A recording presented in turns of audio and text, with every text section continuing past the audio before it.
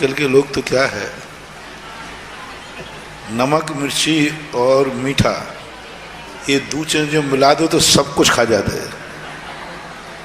रसना इंद्री का जो बसीभूत होने के कारण से विचार नहीं कर रहे हैं।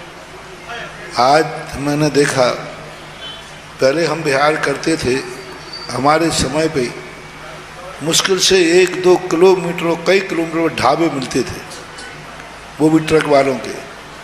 और आज इतने मिडवे हो गए हैं, क्यों बने हैं?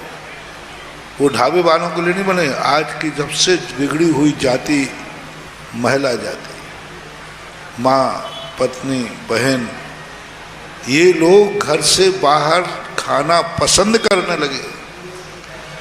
घर से बाहर खाना इनको अच्छा लगता है। महीने 15 दिन में 1-2 बार होटल में खाने नहीं जाए तो झगड़ा करते, झगड़ा होता है, राग। ये सबसे बड़ा दुर्भाग्य है।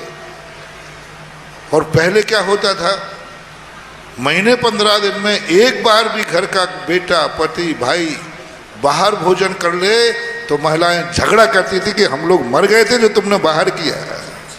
कितना अंतर आ गया।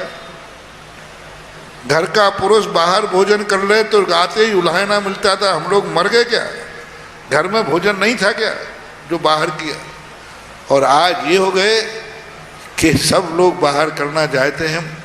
और नारी जाति, जिस घर में नारी जाति घर से बाहर भोजन करने के लिए घर में रहते हुए मन बनावे, समझ लेना अब इस संस्कृति के विनाश का समय आ गया।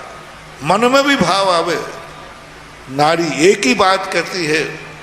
और अपने परिवार के लोगों को, नारी का सबसे बड़ी शक्ति है कि जब तक मैं घर में हूँ घर में भोजन बनेगा, और जब तक मैं घर में हूँ घर के सदस्य भोजन करेंगे, और घर के भोजन सदस्य करने के बाद ही हम भोजन करेंगे।